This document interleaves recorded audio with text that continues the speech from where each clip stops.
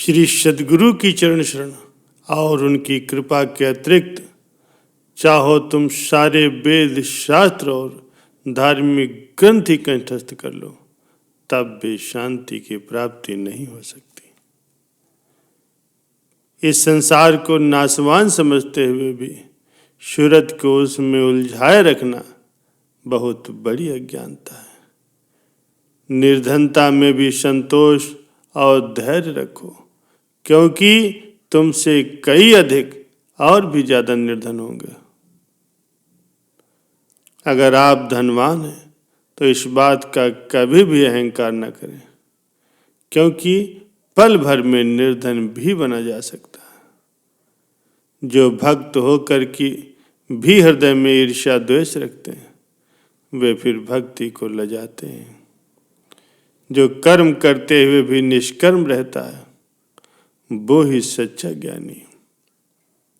यदि चाहो कि मैं किसी के भी अधीन न रहूं, तो फिर सद्गुरु का आश्रय लो। परिश्रम करो तो नाम जपने का करो। अब अगर प्रारब्ध या भाग्य पर छोड़ो, तो फिर अपने व्यवहारिक कार्यों को छोड़ो।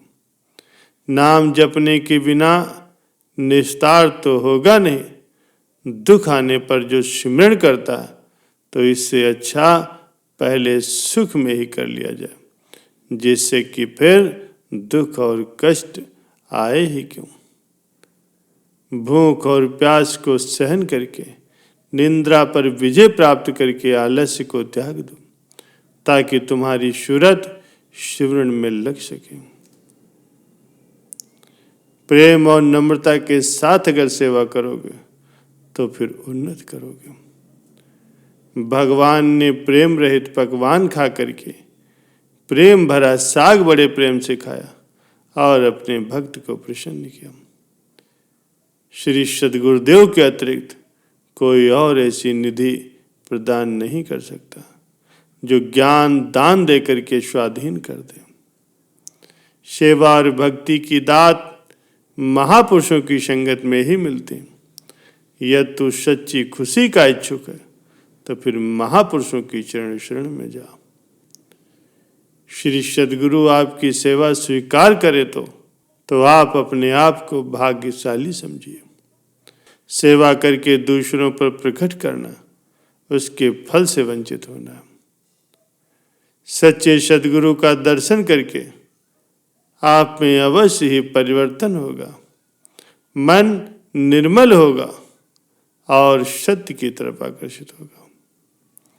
पूरे सद्गुरु की शरण और आज्ञा में चलना ही प्रत्येक सेवक का धर्म है।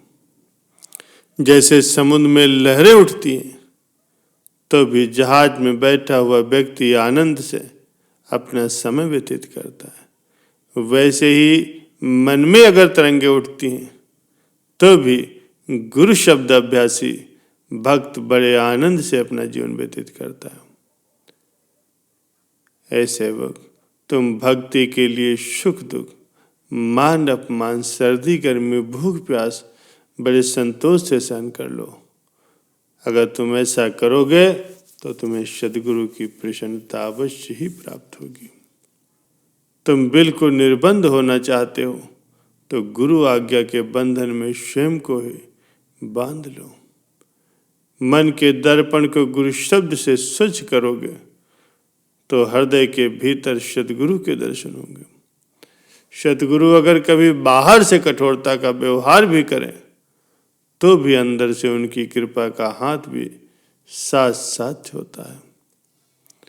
जिसका मन संसार के पदार्थों में उलझा हुआ, वो फिर संसारी है। और जिसका मन भी सद्गुरु के चरणों में लगा हुआ, वो फिर महासंस्कारी। प्यारे सज्जनों, तुम मालिक से रिद्धियां सिद्धियां मत मांगो। उनसे केवल सच्चे सत्संग की याचना करो, उससे सब कुछ उपलब्ध हो जाएगा। यदि तुम सद्गुरु की आज्ञा के अनुसार सेवा में लगे रहोगे, तो फिर सिमरन सहज स्वभाव होता रहेगा। प्यारे सज्जनों, सत्संग मूढ़ से मूढ़ मनुष्य को भी मन शुद्ध प्रदान कर देता है। प्यारे सज्जनों, तुम्हें जो मालिक ने दुख भेजे तो उससे परेशान मत हो, और ये निश्चय कर लो कि इसमें कोई तुम्हारा हित अवश्य ही निहित होगा। शब्द अभ्यासी को आंतरिक जागृत होने के कारण जब जड़ पदार्थों के झकोले आते हैं तो वो चलायमान नहीं होता। प्रतिदिन मालिक के चरणों में प्रार्थना करो तो तुम्हें फिर सफलता अवश्य ही प्राप्त होगी। बुद्धि में प्रकाश होगा और सत्संग की शक्ति भी तुम्हें अवश्य ही प्राप्त होगी।